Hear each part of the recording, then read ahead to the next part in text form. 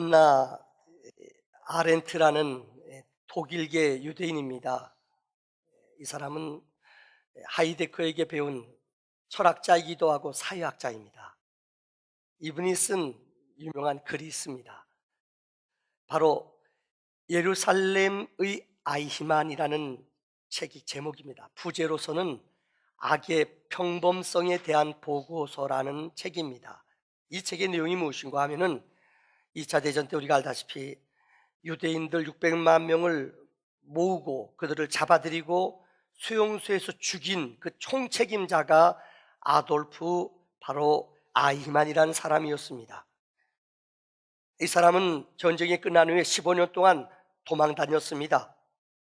정말 끝까지 도망 다닌 모사브라는 우리가 알다시피 세계에서 가장 뛰어난 이 정보망을 가지고 있는 이스라엘 정보대에서 15년 동안 추적해서 아르헨티나에 숨어있는 이 전범을 잡아냈습니다. 그래서 예루살렘에 와서 회의를 하고 이 사람을 사형 언도를 내렸습니다. 근데 앞서 말씀드린 이 한나 아렌트라는 사람은 여자 학자예요. 독일에서 공부하고 미국에서 생활했던 유명한 사회학자이기도 하고 철학자인 이 사람은 이 아이만이 재판받는 과정을 쓰면서 너무나 충격적인 사건들을 열거하고 있습니다. 15년 동안 그는 자기 얼굴을 변장하고 숨어 살았습니다. 세계에서 가장 뛰어난 정보부대에 4만 명이 있대요. 3만 5천 명은 세계 각국에 퍼져 있대요.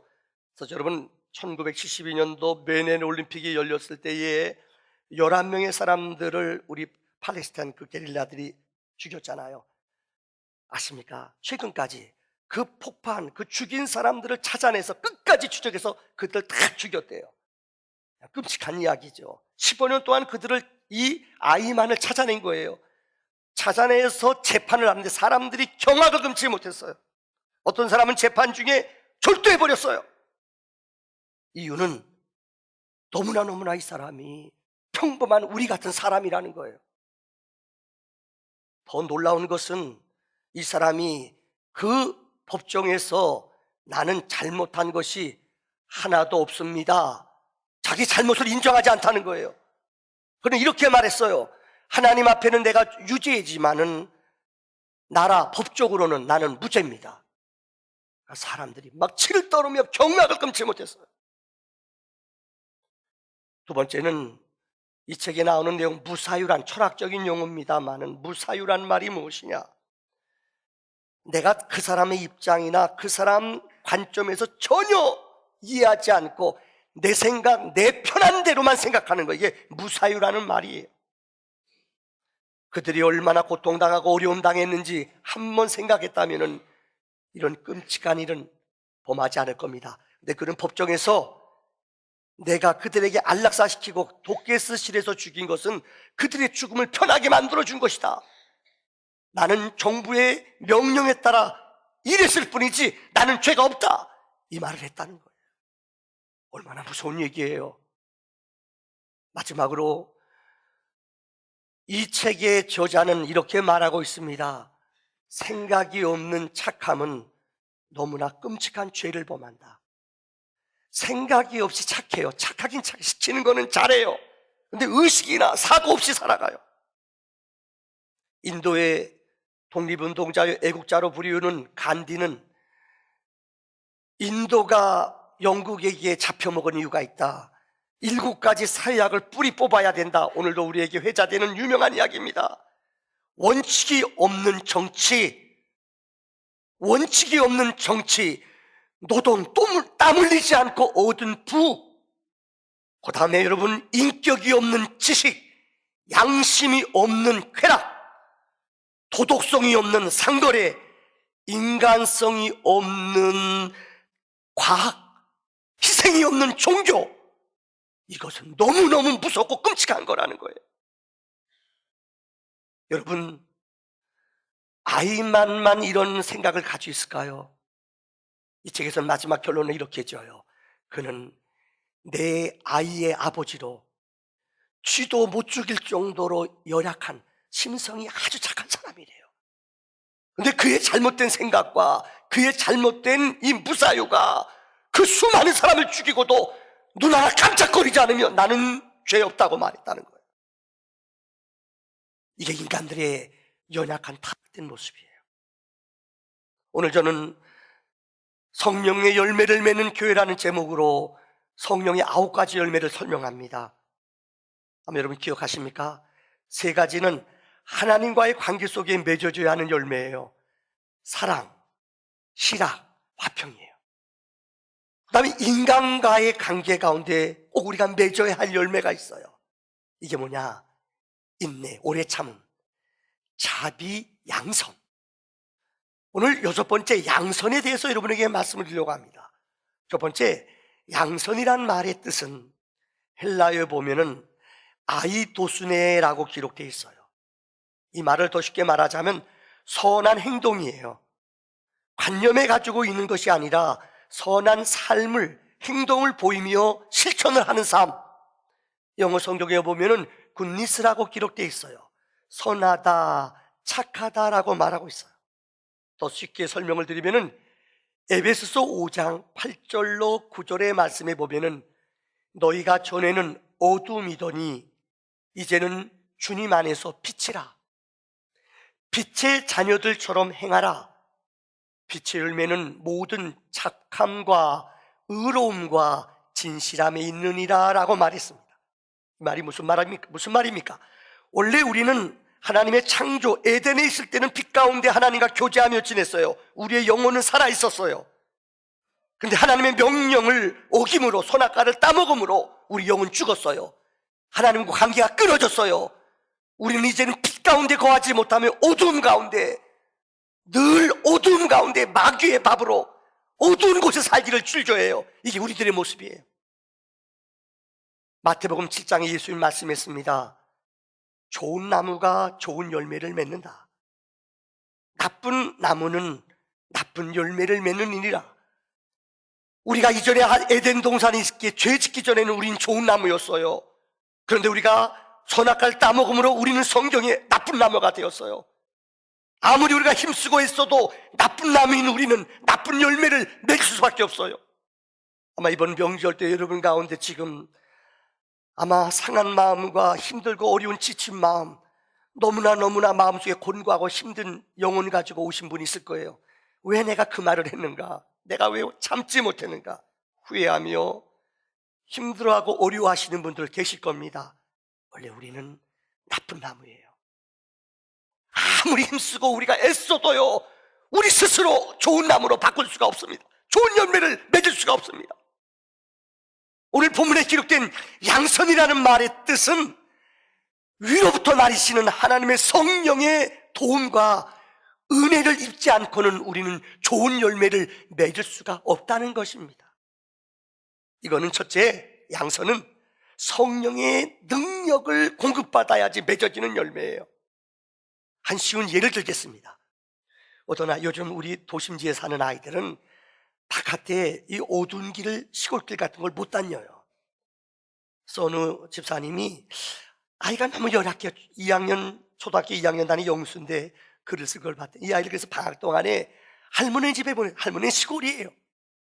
할머니 권사님이신데 어머니 우리 아들 영수 제발 좀 시골길 좀 혼자 다닐 수 있도록, 열악하지 않도록 좀 만들어주세요. 보냈어요. 할머니가 이 아이를, 손자를 데리고 저녁에요, 어두운 길도 데려다녀요. 안 나가려고 그래요. 저녁 때문에 텔레비 보고 게임만 안 나가려고 그래요. 할머니가 설득해서 데리고 나가요. 며칠 동안 어두운 길 다니게 했어요. 이제는 마지막, 내일이면 떠나는 날이에요. 테스트, 시험, 종합시험. 할머니가 아이한테 야 영수야, 왜요? 너 바깥에 나가서 저 마당에 가서 빗자루 좀 갖고 와. 혼자요? 할머니가 속으로 시험이야, 갔다 와. 안 간다는 거예요. 야, 할머니가 기도해줘요. 하나님, 우리 영수에게 힘과 담대함을 주시옵소서. 두려워하지 않게 해주시옵소서. 갔다 와. 예수님이 저기 함께 계셔. 할머니, 진짜 예수님이 저기 계셔? 그렇다니까. 아이가 문 딱 열더니 예수님 거기 계시면 빗자루 좀 갖다 주세요 그랬대요. 설렁하네요. 무슨 얘기 같죠? 이 아이가 아니, 예수님 할머니가 바깥에 있다니까는요, 거기 계시면 빗자루 좀 갖다 주세요 그랬대요. 얼마나 여러분 이야기 들으면서 어떻습니까? 순진해요? 우스워요? 아니면 또라이예요? 요즘 애들이 그래요. 죄송합니다만은 신앙생활하면 어떤 사람은 좀 착해지고 선하고 조금 좀 남보다 도덕적으로 완전한 것이 우리 신앙생활의 목표일 줄 알아요. 여러분이 깨끗해져봤자 얼마나 깨끗해져요. 여러분이 착한 일 해봤자 얼마나 착한 일이에요. 우리는 원래 나쁜 나무래도요. 소, 여물통 아세요? 아마 젊은 사람은 잘 모르실 거예요. 나이 드신 분들 여물통 알지요? 소가 한번 그 깨끗하고 맑지만은 소가 아래 입 갖다 대고 몇 번 이게 휘젓고 나면은 그 안에 있는 찌꺼기들 아세요? 더러운 것들 양 다 나오잖아요, 여러분들. 우리가 그래요. 제가 그래요. 우리 안에는 너무나 악하고 개인적이고 욕심적인 폐역한 악한 모습들이 우리 안에 가득 찼다는 거예요. 조금만 누가 자극 주거나 누가 조금만 내 자존심 건드리면은 욱 하고 뒤집어지는 거예요. 이게 우리들이에요. 인간의 의지와 수고로는 이 열매를 맺을 수가 없다는 거예요.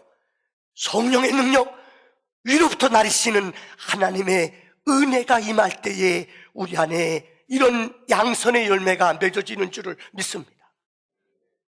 두 번째는 이 양선이란 열매는 내 삶으로 고백되고 손과 발로 나타내야 돼요. 혼자서 집에 있으면서 혼자 나 안에 갇혀 있는 것은 증거, 삶으로 나타나지 않는 것은 양선이 아니에요.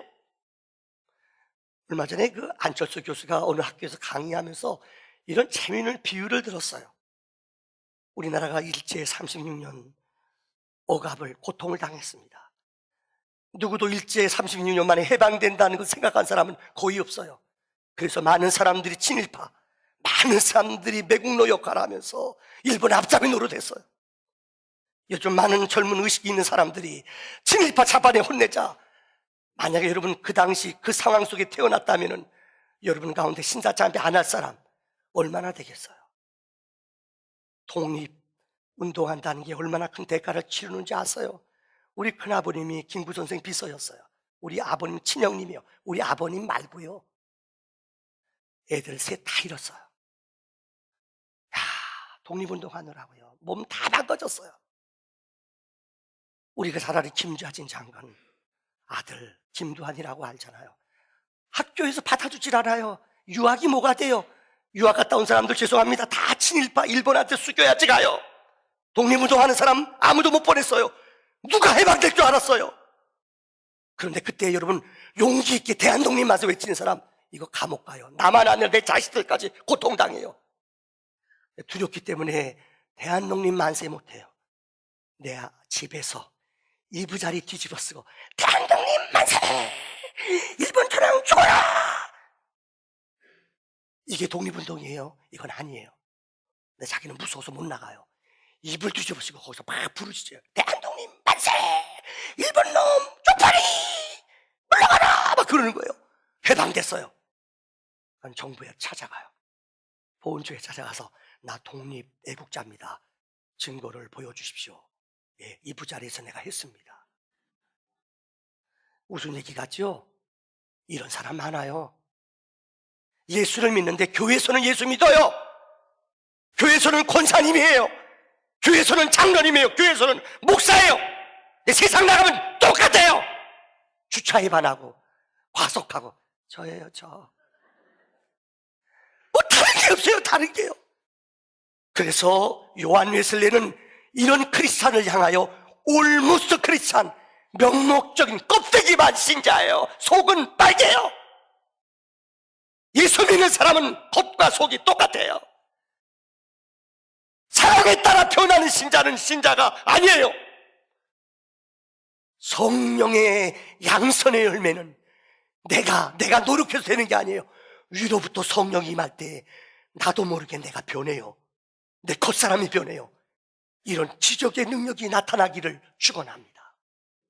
두 번째, 성경에 보면은 이 양선의 삶을 대표적으로 산 사람이 두 명이 있어요.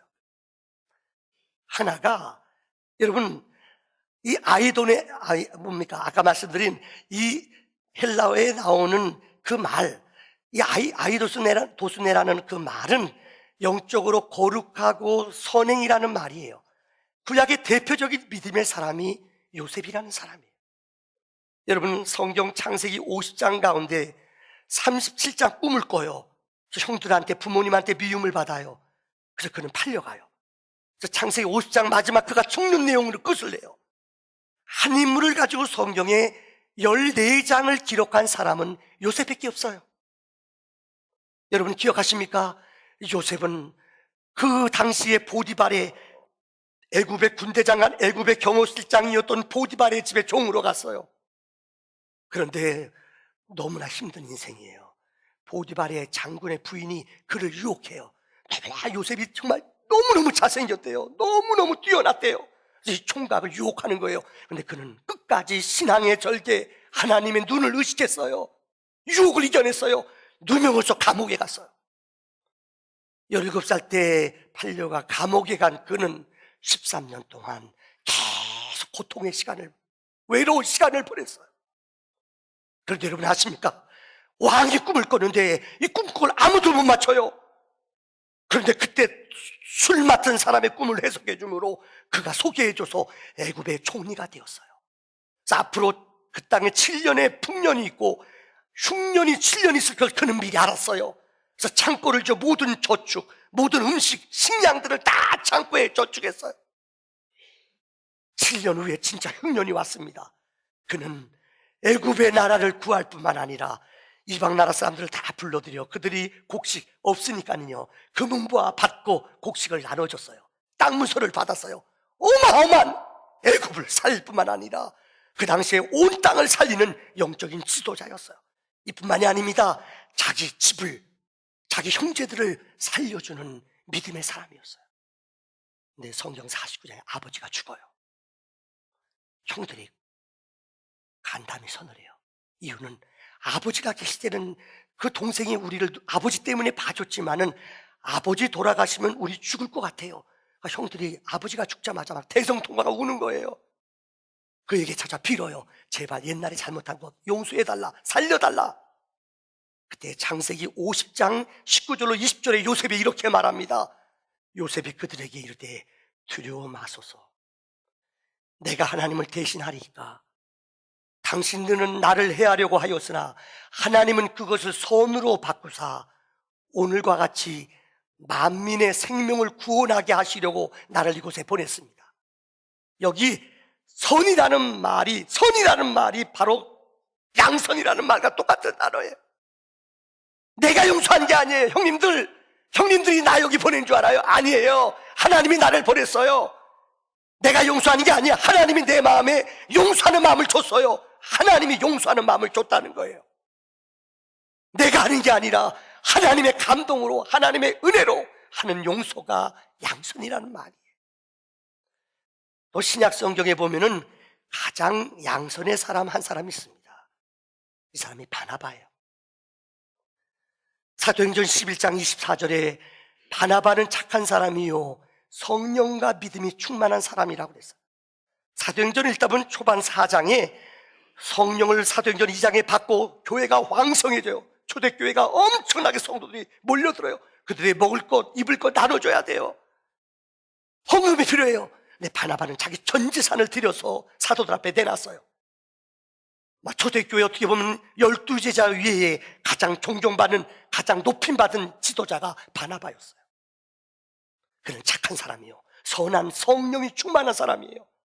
성경에 보면 그가요, 그 당시 교회를 핍박하고 교회를 회방했던 사람이 바울로 변했죠. 이 사람이 교회를 핍박해요. 근데 그 사람이 부활하신 주님을 만나서 인생이 확 변하잖아요. 어느 누구도 변하는 것을 사람들이 인정하려고 그러지 않아요. 그가 간증하고 설교해도 유대인들은 믿질 않아요. 근데 영적으로 그를 인정해주고 그를 사도들 앞에 소개해준 사람이 누구냐? 바로 바나바예요. 그는 첫째 바울을 믿어줬어요. 저 사도행전 15장에 공교회 최초로 예루살렘에서 회의가 열렸어요. 이방인에게 복음을 전해야 되냐 안 전해야 되냐 갈등이 생겼어요. 있던 이런 갈등 속에 바울, 예수를 핍박하고 그가 예수 믿고 변했다는 걸 사람들은 잘 몰라요. 근데 그 공교회 속에 소개해주고 그를 믿음의 사람으로 인정해준 사람이 누구냐? 바나바예요. 그래서 신학자들은 바나바가 없었다면 바울은 존재하지 않았을 거래요. 사도행전 13장 2절에 보면은 안디옥 교회에 교사들과 선지자들이 있으니 바나와 사울과 이렇게 나가요. 근데 13장 46절 조금 뒤에 나가면서부터는 성경 계속 그 다음에 나오는 구절마다 꼭 바울이 앞에 나오고 바나바가 후에 나와요. 성경의 12제자 이름을 보더라도 제일 중요한 으뜸되는 사람들의 이름이 항상 앞섰어요. 이제까지 바나바는 헌금하고 온 교우들이 제일 존경하는 사람이었어요. 그러나 바울의 사역을, 영적인 믿음의 사람이에요. 영적 리더십을 그는 바울에게 물려주며 자기 이름이 보세요, 계속 그 뒤로 나타나요. 내 위치, 내 그 좋은 자리 다 양보하며 믿음의 사람을 세우는 사람이에요. 그래서 어느 학자는 말하기를 바울은 일 중심의 사람이었고 바나바는 사람 중심의 사역을 했다는 거예요. 마가라는 제자가 있었어요. 근데 복음의 전도자의 길은 어렵고 힘들어요. 그래서 마가복음 후반부에 보면은 전도하다가 복음 전하는 게 힘들어요. 사람들이 그들을 잡으러 와요. 그때 마가는 옷을 다 벗어버리고 나 예수 안 믿어 도망가 버렸어요. 이것 때문에 갈등이 생겨요.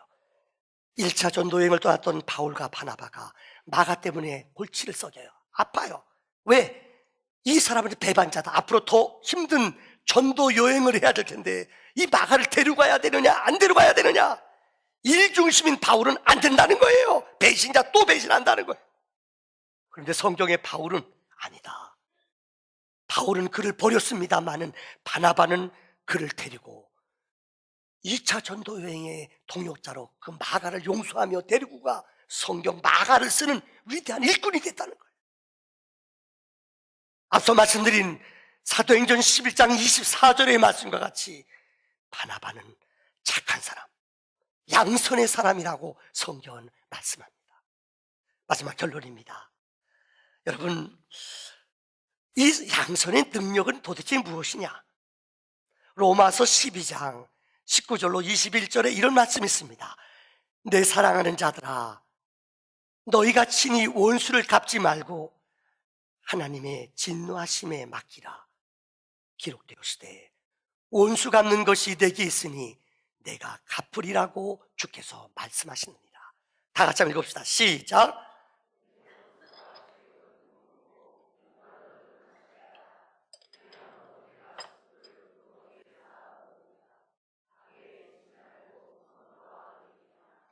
우리에게 세상을 살아가면서 악한 세력들이 늘 우리를 공격해요. 근데 성경은 양선은 뭔 줄 알아요? 물러서거나 두려워하는 게 아니에요. 악한 게 악에게 지지 않고 선으로 한 걸음 더 나가고 선으로 공격하는 게, 선으로 더 한 걸음 나가는 게 하나님의 사람, 양선의 사람의 특징이라는 거예요. 더 쉽게 설명하자면요, 보세요. 원수가 줄이면 먹을 걸 주래요. 목마르면 물을 주래요. 내 원수가 있느냐? 그 머리에다 숯불을 얹으래요. 어떤 사람이 이 말을 잘 이해를 못해요. 이건 이스라엘의 풍습을 알아야지 이해가 돼요. 원수의 머리에 숯불 얹으라는 건 뜨거워서 튀어라 이게 아니에요. 그 당시에는 성경에 이스라엘 구제를 철저히 해요. 11조는 하나님께 드리고 또 11조는 경건한 사람들은 집 앞에다가 물건을 사서 문 앞에다 내놔요. 먹을 것 아니면은 이 곡식을 싸놔요. 그럼 가난한 사람, 고아들, 어려운 사람들이 지나가다 이걸 가져가요. 그 당시에는 여러분 불씨라는 것, 옛날에 불, 혹시 여러분 젊은 사람 잘 모를 거예요. 옛날에 그 연탄이라는 게 있었어요. 여러분 아세요? 저도 결혼할 때 초창기에는 연탄 떼는 사람이었어요. 근데 이상해요. 우리 아내가 여보 나 사랑해. 그럼 나가서 새벽에 불 갈아줘. 그럼 내가 나가요. 그럼 이상해요. 이 연탄불이 나를 너무 무시해요. 내가 갈면 꺼져요. 나 그걸 구박 많이 맞았어요. 그래서 내가 키가 안 큰 거예요. 우리 아내는 연탄불을 안 꺼르텨요. 내가 가서 애기 낳기 때문에 가서 언제 알면 저는 지금 나중에 그걸 안 가르쳐 줬어요. 나는 가면 다른 건 몰라도 가스 냄새 나잖아요. 처음에요. 그냥 구멍 맞히나 그냥 남자기 때문에 그거 맞추느라고 그냥 목을 걸고 구멍 맞춰요. 그럼 잘 타요. 어느 때 바람 많이 부는 날은 잘 타가지고 금세 새벽 되면 다 타요. 다 죽어버렸어요. 옆집 가서 연탄 구러 간 적 많아요. 빌려주세요. 이거예요. 무슨 말인가 하면은 불씨는 그 당시 집의 재산이기도 해요. 불씨가 있어야지 불을 살리고 일용할 것들을 굽고 쓰거든요. 가난한 집들은 이 불씨도 없어요. 근데 원수가 나에게 불씨를 구하러 왔다는 거예요. 그럼 그에게 불씨를, 원수라 할지라도 미워하는 사람이라 할지라도 아낌없이 그의 머리 위에다가 불씨 주세요. 그럼 그에게 불씨를 주라는 것이 이 말씀이에요. 제 군목 시절에 잊지 못할 한 분이 있습니다. 이분은 경상도 분이신데 군대에서 예수 믿고 목사가 됐어요. 오늘 여기 오신 우리 군대 생활, 우리 헌병대 군종병이 오늘 우리 가족들이 다 왔어요. 아마 감회가 새로울 거예요. 어느 군대든지 군대 가면은 환자들이 있어요. 교회 열심히 다니는 사람을 환자라고 그래요. 근데 이 아이가 예수를 믿게 된 이유는 경상도 대구아이인데 왜 예수를 믿었느냐? 처음에 고참 됐어요. 이제 상병 고참이 됐는데 자기네 내유반에 군대 온 병사가 있어요. 훈련소에서 훈련 마치고 자기 자대 왔어요. 오면은 와서 신고하고 막 그래요. 이 아이는 딱 들어오자마자 자기 관물대 앞에 딱 물대 놓고 거기서 기도해요. 주여 도와주십시오. 이곳에 와서 주여 씨앗이 되게 해주세요. 얼마나 이 쫄벽이 미쳤나 이놈아가. 환자 왔구나. 아이나 다를까 환자 증세가 나타나는 거예요. 밥 먹을 때도 기도하는데 열심히 기도해서 이놈은 진짜 환자네. 주일날 쫄병들 되면 교회 잘 못 가요. 어려워요. 내가 주일날 교회 가야 되겠습니다. 야 임마 이리 와. 의도 맞고 가. 예, 맞고 가겠습니다. 빠따 맞고 또 교회 갔다 왔어요. 저녁 됐는데 고차님 저 교회 가야 되겠습니다. 이거 진짜 환자 왔다. 이 진짜 환자네. 고참들이 미워하는 거예요. 오늘도 우리 병사 하나가 상병인데 휴가 왔는데 오늘 설교도 울어요. 나한테 와서 오늘 2부에 마치고 목사님 내가 그렇게 힘들어요. 여러분 여자는요 죄송해요. 아무리 처녀 때 예수 잘 믿고 불같아도요 애기 하나 낳아보면 그때부터 믿음이 진짜 좋은지 안 좋은지 알아요. 남자는 아무리 믿음 좋아도요 군대 가봐야 돼요. 어떤 사람은 군대 가서 편하게 얼렁뚱땅 마음대로 살아요. 얘는 너무 고통당하는 거예요. 한 번은 이 대구에 있는 아이가 너무 얘가 교회 열심히 나가 믿거든요 영적으로. 그래서 어느 날 여름 비가 많이 오는 날 보초 쓰고 돌아오다가 우비 다 젖었죠. 군화도 다 젖었죠. 왔는데 얘가 초본 10시 이후에가 초본이에요. 초본 잠자거든 애들 다요 대부분요. 근데 얘는 자기 자리에 앉아서 기도하고 있어요. 얼마나 미운지 올라가서 군화발로 이 새끼 미친 환자 그래가지고 구두발로요 워가발로 얘 애를 그냥 발을 얼굴을 팍 차버렸어요. 이 새끼 환자 그러고 잡아버렸대요. 근데 아침에 되는 자기가 이상하게 4시 정도 깬 거예요. 너무나 놀라운 게 이 아이가 말번이었어요. 때린 아이가. 이 아이가 일어나서요 그 자기 워카를요 물 묻은 자기 그냥 피곤해서 고참이니까 잠자는데 이 워카를 이 아이가 닦아내고요 말려놓고 애가 광을 내고 있더래요. 얘가 충격을 받았어요. 내가 저녁 환자를 때렸는데 저놈아가 내 구두를 닦아주고 있다. 그 다음 날 알고 봤더니 얼굴을 잘못 차가지고 이 얼굴이 완전히 눈을 차가지고 다 눈대가 밤탱이 다 찢어졌어. 얘가 이렇게요. 왜 그러냐? 걸리거든요. 예, 제가 보치시다 미끄러져서 다쳤어요. 끝까지 얘기 안 하더래요.